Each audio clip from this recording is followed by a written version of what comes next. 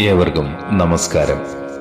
ഭജഗോവിന്ദം ശ്ലോകം 6. യാവത് പവനോ നിവസതി ദേഹേ താവത് പൃച്ഛതി കുശലം ഗേഹേ ഗതവതി വായോ ദേഹാവായേ ഭാര്യ ബിഭ്യതി തസ്മിൻ കായേ.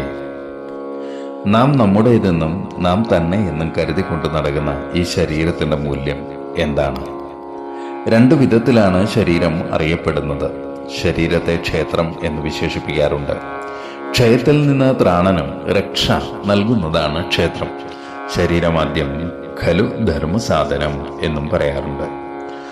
ധർമാനുഷ്ഠാനത്തിനുള്ളതാണ് ശരീരം. ധർമ്മം അനുഷ്ഠിക്കുമ്പോഴാണ് ശരീരം ക്ഷേത്രമാകുന്നത്. ഇതം ശരീരം കൗന്ദേയ ക്ഷേത്രമിത്യവിധീയതേ. അല്ലയോ അർജുന, ഈ ശരീരം ക്ഷേത്രമാണ് എന്നറിയുക എന്ന് ശ്രീകൃഷ്ണൻ ഭഗവത്ഗീതയിൽ പറയുന്നു. എന്നാൽ നമുക്കറിയുന്നത് പോലെ ക്ഷയിക്കുന്നതുമാണ് ശരീരം. ഹ്രസ്വമായ ഒരു കാലാവധി മാത്രമാണ് ശരീരത്തിനുള്ളത്. ശേഷം അത് മണ്ണാകും. തിലകം ചാർത്തി ചീകിയും അഴകായി പലനാൾ പോറ്റിയ പുണ്യശിരസേ, ഉലകം വെല്ലാനുഴറിയ നീയോ വിലപിടിയാതൊരു തലയോടായി എന്ന് നാം കേട്ടിട്ടുണ്ട്. എത്ര കാലമാണോ വായു, പവനൻ അഥവാ പ്രാണൻ ഈ ശരീരത്തിൽ നിവസിക്കുന്നത്, അത്രത്തോളം കാലമേ കുടുംബാംഗങ്ങൾ പോലും കുശലാന്വേഷണങ്ങൾ നടത്തുകയുള്ളൂ. ശരീരത്തിൽ നിന്ന് പ്രാണൻ വിട്ടകന്നാൽ ഭാര്യയോ ഭർത്താവോ മക്കളോ ആരുമായിക്കൊള്ളട്ടെ ഈ ശരീരത്തെ ഭയക്കാൻ തുടങ്ങും. പ്രാണൻ ഉപേക്ഷിച്ച ശരീരത്തിനെ ആരും സ്നേഹിക്കാനോ കാത്തു സംരക്ഷിക്കാനോ ഉണ്ടാകില്ല. ഇതാണ് ലൗകിക ജീവിതം. പ്രാണൻ നിലനിൽക്കുന്നിടത്തോളം കാലം മാത്രമേ വ്യക്തിക്ക് കുടുംബത്തിനുള്ളിൽ പോലും മൂല്യമുള്ളൂ.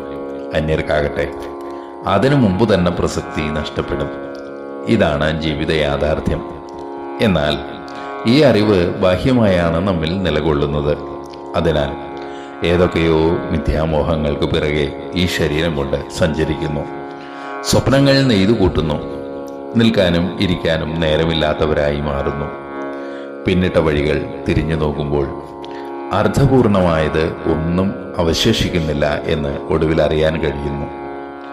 അറിവ് വൈകി ഉദിച്ചതുകൊണ്ട് ഫലമേതുമില്ല. അതിനാൽ സ്വന്തമെന്ന് കരുതി അമിത പ്രാധാന്യം നൽകി കൊണ്ടു നടക്കുന്ന ശരീരത്തോടും അതിൻ്റെ ആസക്തികളോടും അകലം പാലിക്കുക. ആത്മസ്ഥിതൻ ആകുക. അതിലേക്കുള്ള അനായാസ വഴിയാണ് ഭജഗോവിന്ദം. ഭജഗോവിന്ദം.